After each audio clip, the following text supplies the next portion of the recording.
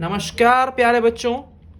बेटा last class जो हमारी हुई थी वहाँ पे हम लोगों ने डिस्कस किया था कि अमेंडमेंट करने के, कॉन्स्टिट्यूशन में चेंज करने के, अमेंडमेंट करने के कौन से 3 तरीके होते हैं। ठीक है, आज की जो वीडियो है यहाँ पे हम डिस्कस करेंगे कि अमेंडमेंट होते कितने टाइप के हैं। ठीक है ना, जैसे मैंने बोला बॉडी हमारी, हम जब बड़े होते हैं तो हमारी बॉडी में 2 तरह के चेंज होते हैं, एक फिजिकल और एक मेंटल। तो वैसे ही अगर हम बात करते हैं कॉन्स्टिट्यूशन के अमेंडमेंट की, तो अमेंडमेंट कितने टाइप के होते हैं। तो बेटा आपकी किताब के अंदर 3 टाइप के बेटा जो है वो आपके अमेंडमेंट्स जो है वो आपको दिए गए हैं। तो हम आज बेटा ज़रा वो डिस्कस करने वाले हैं। सो पहला अमेंडमेंट क्या होता है, पहला टाइप कौन सा होता है, इन द फर्स्ट ग्रुप। ठीक है, there are amendments which are of a technical और एडमिनिस्ट्रेटिव नेचर। पहले टाइप के जो होते हैं ना अमेंडमेंट, वो होते हैं जो टेक्निकल और एडमिनिस्ट्रेटिव टाइप के हैं, and where only clarifications, explanations and minor modifications etcetera of the original provision. Constitution में कोई धारा है, कोई प्रोविज़न है, उस प्रोविज़न को एक्सप्लेन करना हो, उस प्रोविज़न की कुछ क्लैरिफिकेशन देनी हो, या उस प्रोविज़न के अंदर कुछ छोटा सा बदलाव करना हो, तो ये उस तरह के होते हैं अमेंडमेंट। ठीक है, they are amendments only in the legal sense, but in the matter of fact they made no substantial difference to the provisions. ठीक है ना, ज़्यादा बड़ा बदलाव नहीं होता, ये छोटा मोटा सा आपका ये बदलाव होता है।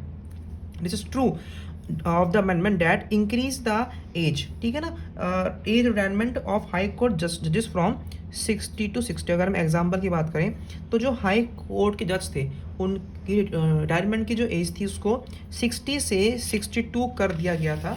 ठीक है, 15th अमेंडमेंट के अकॉर्डिंगली। सिमिलरली सैलरीज ऑफ जजेस of high courts and the supreme court were increased by an amendment. ठीक है ना, देखो सैलरी इंक्रीज कर दी है और उम्र बढ़ा दी है, तो ये छोटे मोटे जो माइनर से जो आपके हो रहे हैं ना बेटा बदलाव, ये बेटा पहली कैटेगरी में आते हैं, इस टाइप के रूप में होते हैं आपका। We may also take the example of the provision regarding the reserve seats in the legislature for SC and ST। ठीक है, आप सभी जानते हैं हमारे बेटा भारत में रिजर्वेशन है ST और STs के लिए। So the original provision said that these reservations were for a period of 10 years। ये जो थे ना प्रोविजन, ये सिर्फ 10 साल के लिए आए थे। स्टार्टिंग में आपके जो थे बात करें, ये सिर्फ स्टार्टिंग में 10 साल के लिए आए थे, लेकिन आगे चल के इसको बढ़ा दिया गया आपको। इसको मतलब देखा ना आपने, इंक्रीज किया गया आपका। However in order to ensure fair representation of this section it was necessary to extend this period by 10 years. देखा ना, हर 10 साल में हम बदलाव करते हैं। SC ST की रिजर्वेशन के लिए हम लोग 10 साल और एक्सटेंड करते हैं, तो वो इसी कैटेगरी में आता है आपका। ठीक है, नेक्स्ट पॉइंट पे आ जाओ। Thus, after every 10 years, an amendment is made to extend the period by another 10 years. In this sense, it is only a technical amendment. ठीक है ना, हमने एक प्रोविज़न को 10 साल के लिए आया था, हमने फिर उसको 10 साल एक्सटेंड कर दिया, हमने सैलरी इंक्रीज़ कर दी, हमने एज इंक्रीज़ कर दी। तो जो पहली कैटेगरी होती है, जो पहले टाइप के होते हैं अमेंडमेंट, वो सिर्फ छोटे टेक्निकल अमेंडमेंट आपके जो है वो कहलाते हैं बच्चों। ठीक है, फाइन, यहाँ तक डन हो चुके हैं हमारा। Next, differing interpretations. क्या डिफरिंग इंटरप्रिटेशंस, पहली बात तो क्या meaning, what is the meaning of interpretation. ठीक है, देखो अब क्या कह रहे हैं यहाँ पे, a number of amendments are a product of different interpretation of the constitution given by the judiciary and the government of the day. अब क्या है, कॉन्स्टिट्यूशन में प्रोविज़न है, उस प्रोविज़न को जुडिशरी अलग सेंस में देखती है और जो हमारी गवर्नमेंट है वो अलग सेंस में देखती है। सरकारें अपने अकॉर्डिंग देखती हैं कि उनको उस प्रोविज़न से किस तरीके से घुमा के फ़ायदा मिलेगा। और अगर हम बात करते हैं जुडिशरी की बात करते हैं, सो जुडिशरी उसको एक्चुअल ट्रू सेंस में देखती है कि जुडिशरी क्या है, जुडिशरी कॉन्स्टिट्यूशन की बॉडीगार्ड एक तरीके से वी कैन से। सो क्या कह रहे हैं, when this clashed the parliament had to insert an amendment underlining one particular interpretation as the authentic one। ठीक है ना, जब ये दोनों भिड़ते हैं आपस में, जब जुडिशरी की गवर्नमेंट से होती है, तो गवर्नमेंट अपनी बात को सही करने के लिए कॉन्स्टिट्यूशन में बदलाव करती है, वो अमेंडमेंट करती है। ठीक है ना, क्योंकि देखो सरकार तो वो बताएगी जो संविधान में लिखा हुआ है, लेकिन जो गवर्नमेंट है वो चाहती है करना जो उसके फ़ायदे में, उसे मतलब नहीं होता है कॉन्स्टिट्यूशन से कभी कभार। तो it is a part of the democratic politics